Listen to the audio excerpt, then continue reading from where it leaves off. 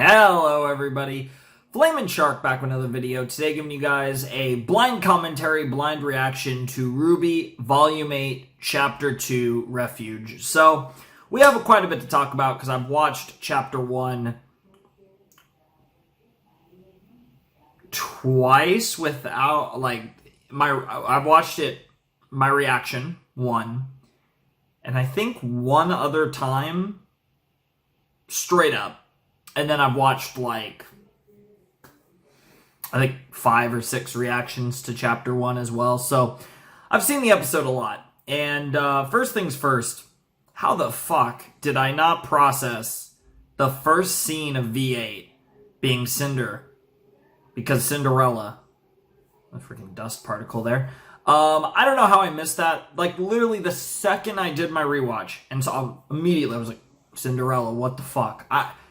I'm very annoyed of all the things, because usually I would say I'm pretty good at catching that type of stuff, and that was an obvious one, and I feel like almost everyone immediately figured out what that was except for me, so I feel really stupid about that. Besides that, I do want to talk a little bit about theory. I knew there were some theories for V8 I wanted to talk about that I didn't talk about in Chapter 1 that I forgot to mention before we went. But yeah, I think the inner character sauce for RWBY is going to be really interesting, and I think we're going to see that develop in an interesting way, which is going to lead into a big theory that came from the OP that I don't think this is going to happen, but I was discussing Chapter 1 and the OP with Kick-Ass. We pretty much went scene by scene. We pretty much went scene by scene through the episode and then pretty much shot by shot through the opening. And when we were going through the opening, there was a moment when I was watching the ending of the OP and obviously you have the really cool visuals where the 4 titular characters all fall into the water, which could be representing several things, but the most immediate thought is the fall of Atlas, whatever, and the literal fall, and especially since the lyrics at that point are sometimes it's it's worth it all to risk the fall to fight for every life, I believe is the quote from the OP, and that's very fitting for the story in going into this volume and likely throughout this volume, and especially in the later half, I imagine. But what's so interesting about this for me is that I remember thinking when I first saw the OP, holy shit, the symbolism in this OP is actually implying RWBY's gonna die. Now, obviously RWBY's not gonna die, right?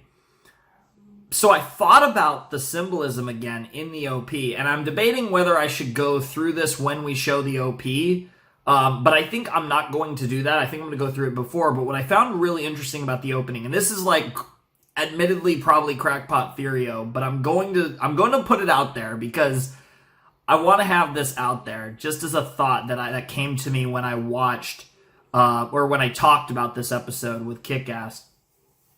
It's so interesting because if you watch the visuals, and I basically when I had my epiphany, what I told him was watch this scene and take it literally. And we went over it, and what happens is they all fall, and they're all drowning. And RWBY gets, taken by Grimm, which, we argue, looks potentially like Cinder and the Apathy, Cinder or the Apathy. Logically, Cinder makes sense, but, again, the Apathy, who knows, maybe. But it's those type of, either Cinder's weird Grimm arm or the Apathy and their weird, designs that are super cool. And they do the whole happy, ?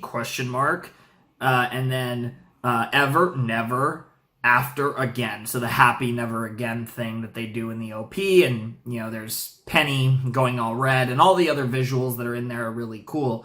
But you see all of them drowning. Then you see RWBY taken by the Grimm. Then you see in that really cool art style where they show Penny and they show the whole happy, never again, words, that you see Ember, Celica, Crescent Rose, Gamble Shroud, and the fucking M word it's like Mernister. I don't know the name of Weiss's weapon off the top of my head, but you see the weapons of the main characters all fall to the ground, and then it cuts to the last shot, which is Crescent Rose, sticking out of the snow, and you see the rose petals and the moon behind, and then they go to the Monty graphic. And I remember thinking when I first saw this, like, oh my god, this is symbolism that Ruby's gonna die. So I was trying to figure out what could this mean, because Ruby's not gonna die. That would be like one of the most shocking things I've ever seen in a show if Ruby died in Volume 8. I don't want to say Ruby's not gonna die in the series, that's another story, but Volume 8, no fucking way. But I thought about it, and I was like, wait, if you take this literally, and you think about the events of the last, 10 seconds or so of the OP, they're all drowning, Ruby's taken by the Grimm, all the weapons fall, and then only Crescent Rose is remaining, and I just flipped it, and I was like, wait, what if the symbolism isn't saying Ruby's going to die? What if the symbolism is saying Ruby's going to live? Because Weiss, Blake, and Yang's weapon all fell, but in the final graphic, none of their weapons were in the snow. It was just Ruby's. And I thought, holy shit, could you fucking imagine if Weiss, Blake, and Yang all died? And and Ruby, and in this hypothetical, obviously, to take the whole Grimm part, what it is if we take it literally, potentially they're literally all drowning and dying, and Cinder, in all likelihood, saves Ruby. And you might say, that makes no sense. Why the fuck would Cinder save Ruby when Cinder wants Ruby dead? Even if she doesn't want to disobey Salem, what the fuck? That doesn't make any sense, but think about it. If her other friends are dying, Cinder might be like, I can save Ruby, and that's what's really going to fuck her. That's what's really going to make her feel my pain. Because all her friends her fucking, best friends all just fucking died. Her best friends and her sister all just died. But I saved her, and only her. So she has to live with that pain. And I know, again, this is crackpot, but it's so good, is it not? Holy shit, it's so good. And Happy Never Again, that definitely fits with it, and the narrative of it. And it's something that I've been thinking about, and I can't get it out of my head, and I wanted to say it on video just in case, because it's stuck in my head. I'm not willing to make a prediction that bold, but I will say that symbolically to me, the OP isn't that part of the OP, because obviously there's the whole some roses will never bloom line and all of that, but that doesn't have to mean that she dies. That means that she might die in a metaphorical sense, and that's what that could be, is it could be referring to the metaphorical death of Ruby, which it probably is regardless of how many characters actually die, but potentially also representing the literal death of her friends. Of course, who knows? It's probably not going to get that dark, even though I think this will be an insanely dark volume. I don't think it's going to get that insane, because that would just be completely show-changing in so many ways. But I wanted to get it out there, just as a theory. And then the other thing I wanted to talk about was, I have listened to the OP a million times. But I've not tried to sing it once. So I don't think I know the song, but I'm pretty convinced I will learn it this volume. Because last volume I never learned the song, and a lot of that had to do with the fact that I was watching that was really the fastest I think I ever watched a volume, because it was the first volume in a long time where I didn't watch it as it came out, so I didn't have nearly as much time with it. But also just, I like Trust Love a lot, but it never clicked with me the way that most OPs do, even though I still think it's a great OP, but it just never clicked with me. This one was weird, because when I first listened to it, I was like, damn. But then obviously the lyrics are so, just insane. And it did click with me pretty fast after that. But anyways, I talked about my main theory. This episode is called Refuge, so I'm assuming that we're going to see the Yang side of things as opposed to the RWBY side of things. I think we're going to focus on helping the people in Mantle, and then Chapter 3 is probably going to focus on the mission that RWBY, on the girl gang. So RWBY, Blake, Weiss, Nora, and Penny are on it. Whereas I think this episode is going to be focused on the Yang Bang over here with Yang and a bunch of dudes.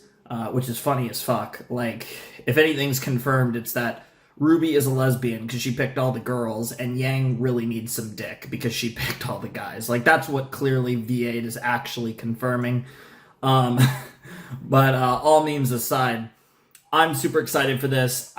Based on the title, I'm expecting this to be about Yang's side, but it's also 17 and a half minutes. So we were talking like a good 15 minutes or so of content, or like 14 and a half minutes of content, not counting the ED and the OP. And so I'm thinking it's probably not going to be just entirely about them. There's probably going to be a cut to the other heroes or villains or other stuff. But I'm really excited for this. This should be interesting. So let's check out RWBY Volume 8, Chapter 2, Refuge in 3, 2, 1, and play. So I apologize for that tangent, but I really wanted to say that. This OP is really cool. Here we go. RT presents.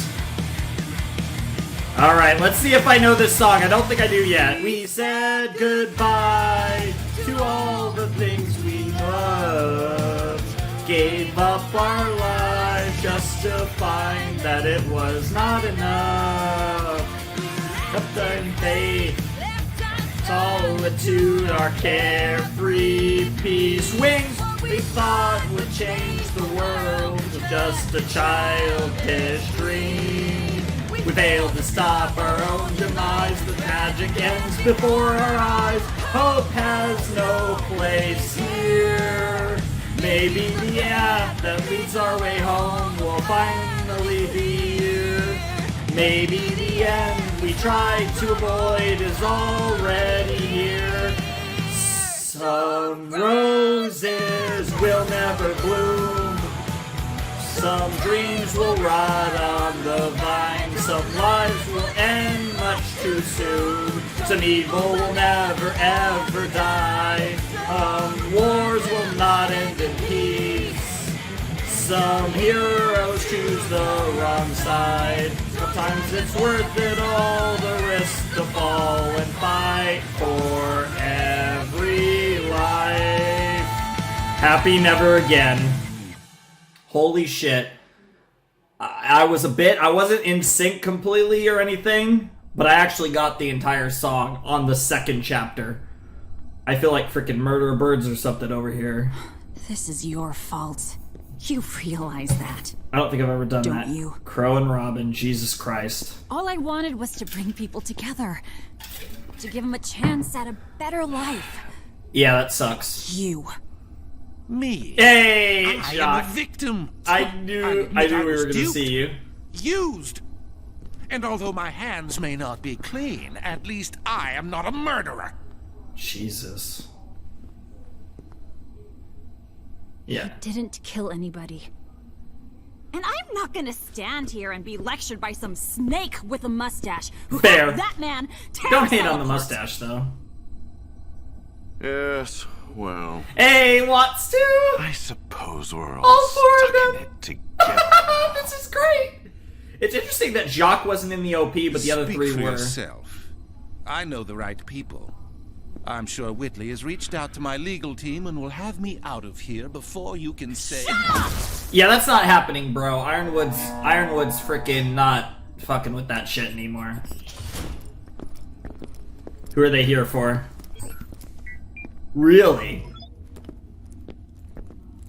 You do realize you've already caught me? Jesus! Yeah, even though he's a bad guy, Robin's not the biggest fan of that. But I get it, especially under these situations. I hate not being able to do anything. I bet you do. We can do something. Let's hear it. We can kill the man who put us here. Jesus Christ, Still Grimm. no word from General Ironwood. Mantle citizens are frightened and perplexed by the sudden withdrawal of military personnel, especially given the massive eh? Grimm horde outside the kingdom. I've never seen anything quite like this. It truly feels like the end of days. But the Atlas Eye is committed to updating the public until our dying. Hey, wait! Yeah.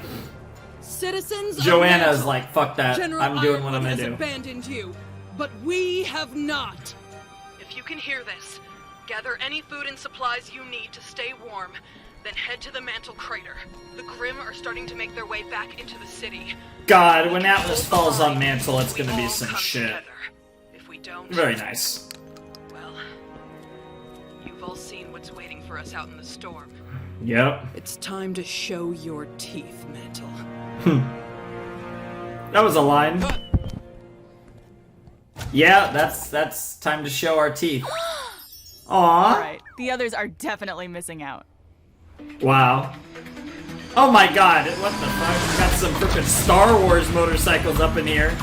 The Rhino, the HVB Rhino. Yeah, those look like the freaking, poor Oscar. Poor Oscar. Yeah, don't try that, John. Yeah, they just look very Star Wars, those ships. Which honestly kind of makes sense for Atlas tech.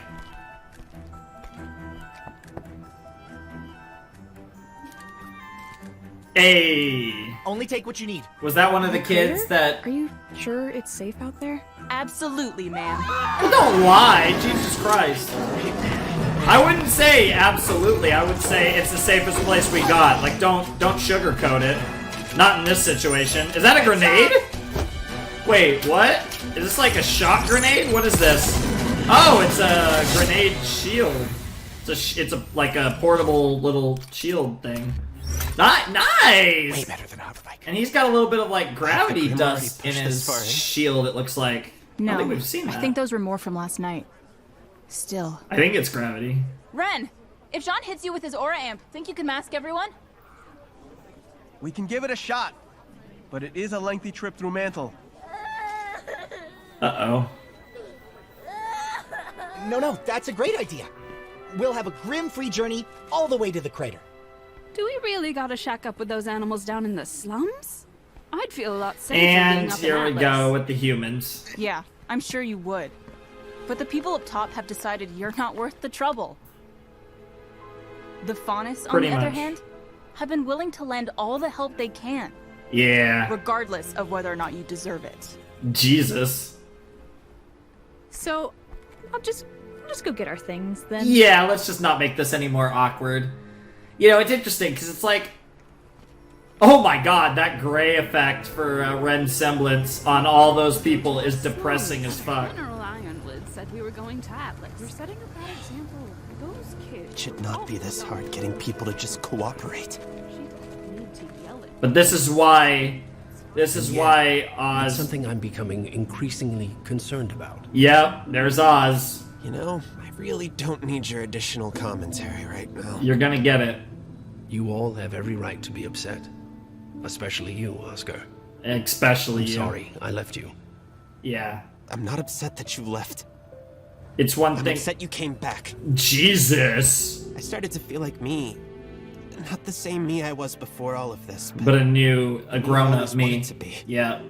What you I dreamed felt- about. Like I was actually part of the team. I understand. But even though it may not have felt like I was with you, I was never truly gone.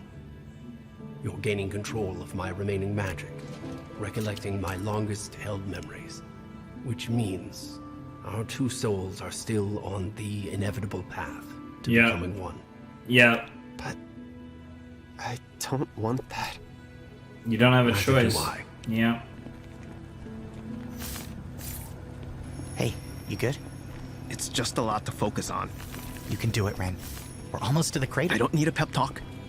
I need Yeah, focus. just let Ren have his focus. Right.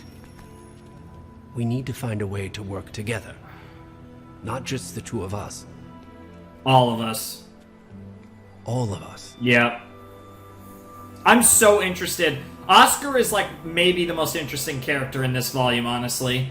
And him and Ozpin are just going to be so interesting. And like Oscar's always been relatively interesting, but I've never considered him like one of like a character that I really like. He's kind of just a character that's mainly there, but I'm so interested for him in this particular volume. Thanks again for coming. Don't mention it. Once Robin learned about Amity Tower, she wouldn't shut up about it. Of course. Wherever she is, I'm sure she would want us doing what we can to get it up in the air and get the world talking again. Besides, nice. Fiona's got your friends helping out in my stead. Yeah. Aw, Nora. Are you sure this is Ren safe? is trying to help people too. Just in a different way. Is an SDC subsidiary, meaning all the drones here report to the company, not the general. Fair. The pneumatic tubes allow for dust refined So, to be sent straight up to Atlas. I guess they report to Whitley at this point, because Whitley, either Whitley or Willow, probably Whitley. Doesn't own? That isn't relevant at the moment. Wow! I mean, pretty much either the Elysian military or the SDC. Between the two, they pretty much own everything in Atlas. It's either Jacques or Ironwood. I do not like it when friends fight. Fair. I know. Yang and I might not agree on how best to save Mantle, No. I mean Winter. Ooh. The General. They were our friends. But then the Aesops attacked you. And the General, he said people were going to die. Well, yeah, people are going to die, Penny. Because of you, yes. That was a lie. Okay. And he was only saying it to hurt you. God damn it. Okay, I'm gonna pause here. So, I get what Ruby's doing, but it's the same thing. Where it's like, at this stage, I just really wish everyone would be like super. Maybe it's too much for me to ask, but I wish Ruby said, honestly, maybe, but we're gonna save everyone we can, as many people as possible. And we're not going to give up on anyone. Because that's the difference, right? Because what Ironwood is trying to do is save humanity. And he's willing to sacrifice people to do that. Whereas RWBY is not, pretty much the main group, at least, especially the RWBY group, is not willing to sacrifice anyone on that level. That doesn't mean people aren't going to die. But it's exactly what the OP says. Sometimes it's worth, it's worth it all to risk the fall to fight for every life. That doesn't mean we save every life. People will die because of the decisions we make. But we're not going to just let them die. We're going to fight for every life. Like, that's the key. It's the key line in the OP. I think it's the most important line in the OP. I highly doubt that will be the name of the song. But Fight for Every Life would be a great name for the V8 OP. It's the last line of the 90-second OP that we get in the actual show, as opposed to the full song we'll get in the V8 OST. But it symbolizes the entire idea behind the hero's journey in this volume is to fight for every life. It's not about saving every life, because that's just unrealistic. As they say, it's another line in the OP is some lives will end much too soon, and that's going to happen in this volume. And that's not going to just be limited to citizens. That's going to happen to friends of these characters. Not all of these characters are going to make it out. I would say for sure that at least one member of that graphic at the beginning of the OP, where it says RWBY Volume 8, at least one is going to die. Good chance 2 is going to die. You never know, maybe more. But I'd say at least 1, possibly 2 of those characters are going to die. And that's just the nature of this. And that's what's so dark about this volume, is that I don't think that's a question. I think it's almost an inevitability. But we just have to fight for every life and hope for the best. And that from the hero's side.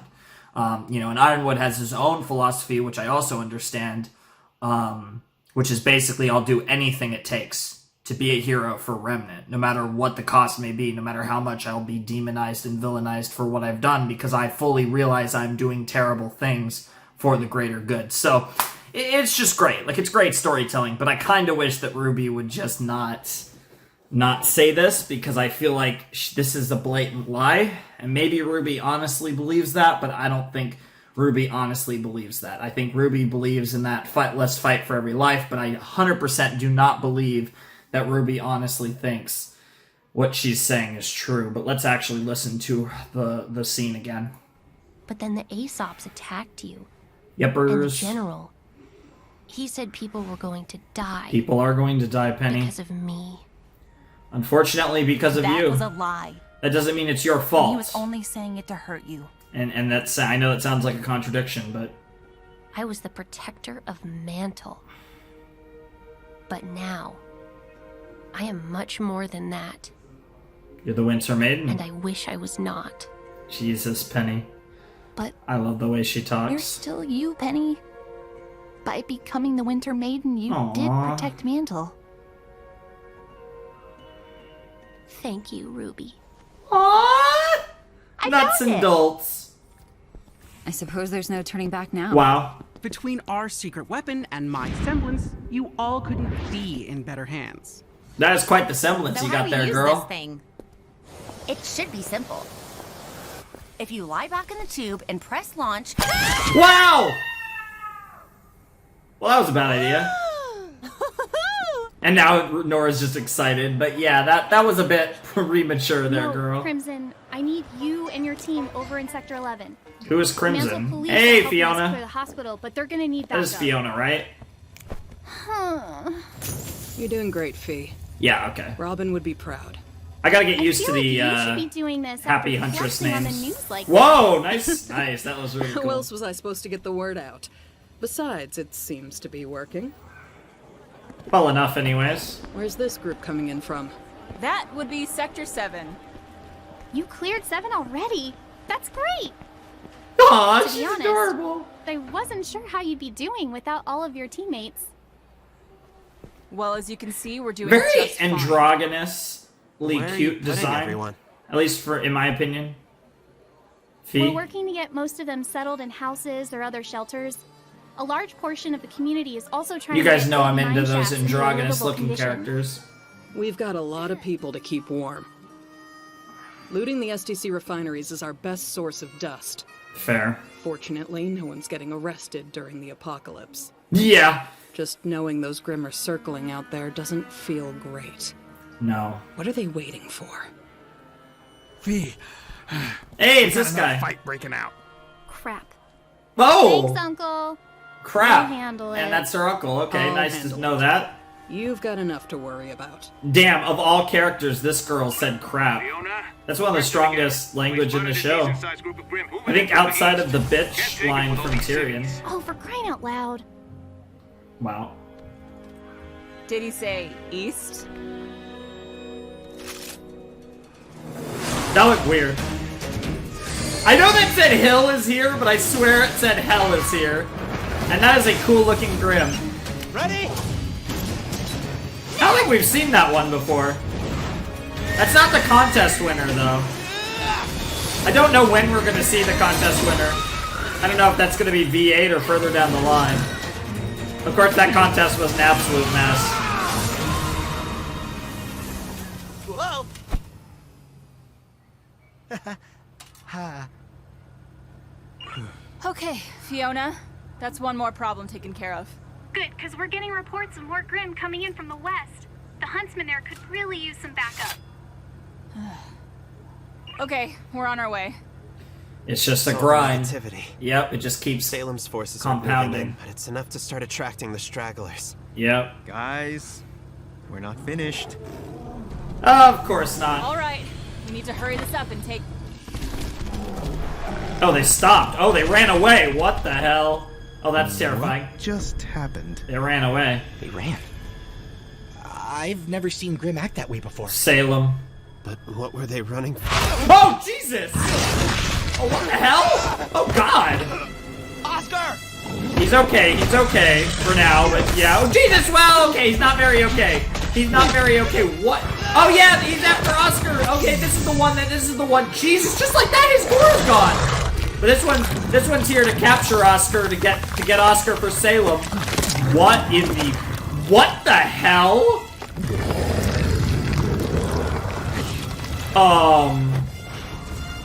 Yeah, so this is the one that's gonna take Oscar to Salem. Oh my god. Is Oscar gonna get captured right now? Damn, that's a really smart Grimm. After all, that is one of Salem's, like, I think personal Grimm. Kinda like the Seer. Wait! It's using Oscar as a shield! It's too smart. That's smart. Well, this Grimm, this is a special Grimm. Give him back! Calm down, Ren. What the? Did you say no? It just say no. I swear it just, yeah.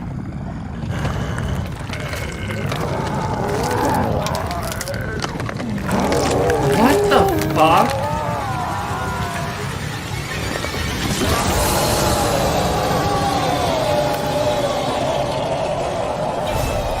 Oh, there's the wings!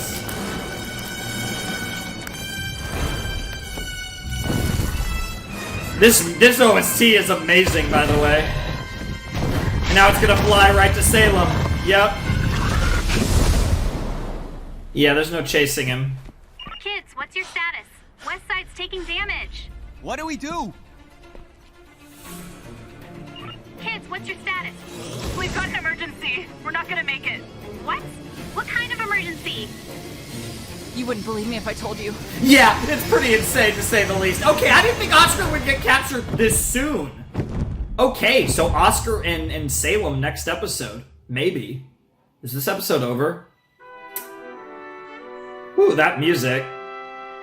Alright, that was a good episode. I kind of went on a bit of a tangent about the severity of this volume and stuff. But I really like Joanna so far. I didn't even know her name.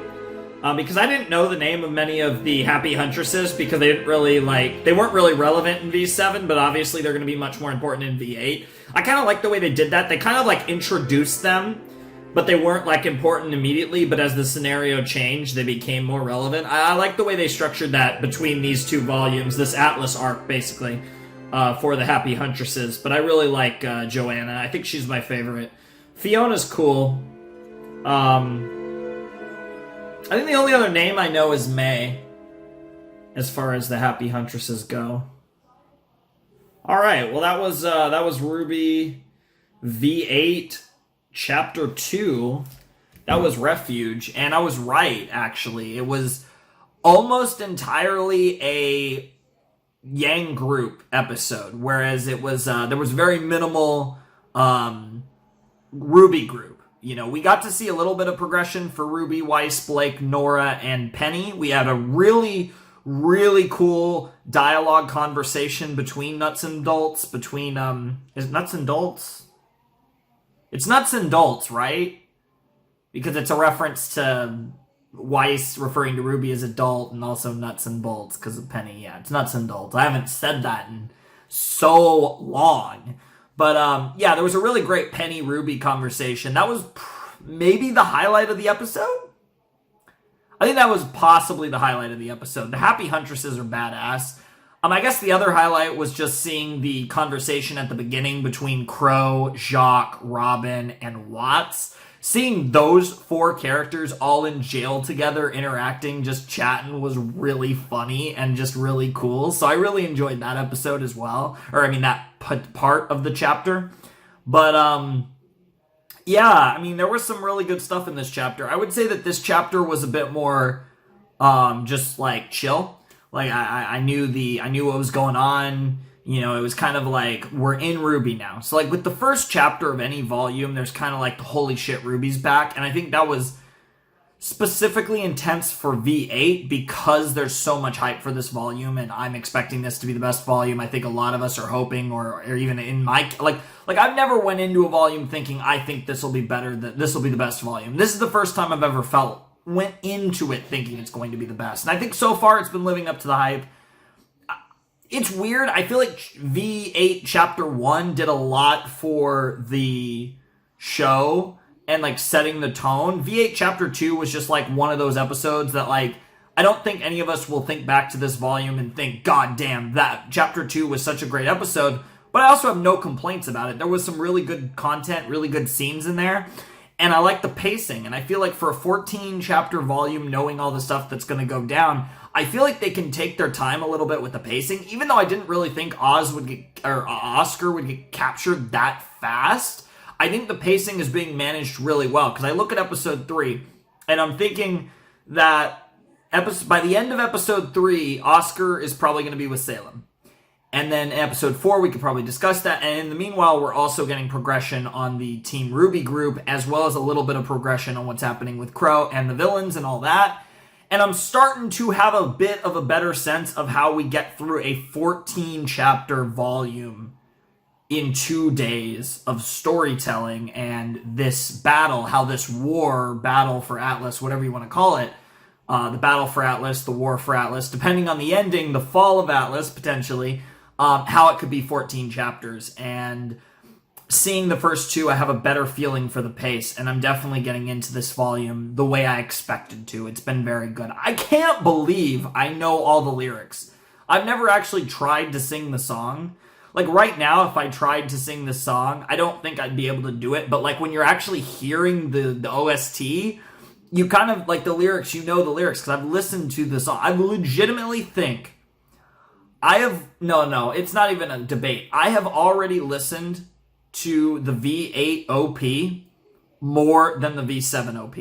I've legitimately listened to this already more than Trust Love. And it's just the difference between being in a RWBY volume. You know, like V7 was such a weird volume for me because I just didn't get to it until it was over. And then I watched it in the 3 videos. I did chapter 1, I did 2 to 9, I did 10 to 13. I just did it, you know, in a totally different manner. And it was a really weird one because I enjoyed it so much. I think part of why I love the volume so much was the format in which I watched it, but also because I think it was just objectively, like, probably the second best volume. I mean, I think it's probably my favorite volume, but I think objectively, I still think V3 is probably objectively a little better, but it was my favorite volume. I think it's close, but I've talked about this, I think, in the first chapter, where it's like, a lot of the reasons why it's my favorite is because of the way it's set up V8. So if V8 shits the bed and isn't as good as we hope for it to be, then it's going to fall behind, V7 is going to fall behind V3.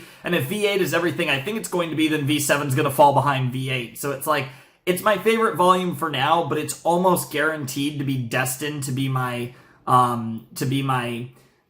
probably second or third favorite after this volume, as weird as that sounds, no matter what my opinions on V8 are.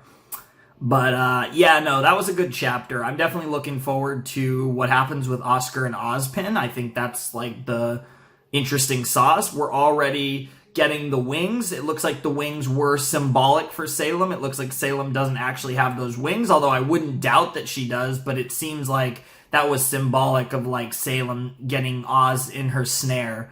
So that's really sauce. And another thing I forgot to mention with the OP, or I didn't forget to mention, I wanted to mention, but I was busy singing it, or not singing it, but saying the lyrics as they went, was, there's a moment in the OP where they do the transition from the heroes to the villains, and it's the line before "Some evil will never ever die." Yeah, I think it's "Some lives will end much too soon," and in that transition they show Cinder, and then they show, like, Neo and stuff, and then they transition all the other villains. It ends with Salem on the "Some evil will never ever die" line. Very clever, of course. But in that line, you see Cinder walking, and you see all of the main characters, like the heroes, are frozen in time, which is potentially symbolic of Jin's final question being asked this volume, which I think is very likely from probably Salem or Cinder. I don't necessarily know how the latter would happen, but that's probably the only other character I could potentially see asking the question, but you'd imagine it's just gonna, you know, Occam's razor, the simplest answer is the correct answer. Salem will most likely ask the question, but I thought that was pretty cool. But yeah, no, that was another good chapter of RWBY. I don't have as much to say about this one, yet this video is also going to be like 40 minutes. It's nearly 40 minutes already, but I think I am actually going to sign out pretty soon because I'm really excited, but this was a good episode. I'm definitely looking forward to chapter 3. I'm watching this a little later than I normally do, or I plan to do. You know, I recorded this on Sunday, not Saturday, so... You know, I'm trying to do them on the weekend. I'm trying to record them no later than Sunday, where I either record them on Saturday or Sunday. So if I don't do it the night of the post, I want to be the day after. But either way, obviously, you guys will be getting all these videos at the same time, so nothing's going to change there for you guys. But I'm trying to watch all my RWBY reactions, do all my RWBY reactions either day of release or day after release. And the first one was day of release. This one was day after release, but I'm definitely loving V8 so far, and I'm very excited for the next chapter to see where these storylines progress. I think we're kind of getting into the rhythm of V8 now, and I think we're kind of almost in the phony war situation where it's not full-out war. The phony war is in the reference to pre-World War II, I believe. It's World War II, right? No, World War I. Yeah, pre-World War II, there was the phony war. This is kind of the phony war of RWBY. And it's really, but more exciting than the one in real life. But it's going to get crazy, and probably I'm going to project about 4 or 5 episodes. But until then, we're still going to get some very interesting developments, because like this episode was interesting, and it set up the next episode to be quite interesting as well. And how Amity plays into all this is going to be so interesting too. So many good things to look forward to. But for now, I think that's going to do it for everything I have to say about RWBY Volume 8, Chapter 2. So, without dragging this on anymore, I think it's time for me to bid you adieu. Flaming Shark, signing out. Hope you guys have a wonderful, fantastical day. I will see you guys next time with another video, and specifically for the RWBY fans, I will see you next Saturday with RWBY Volume 8, Chapter 3.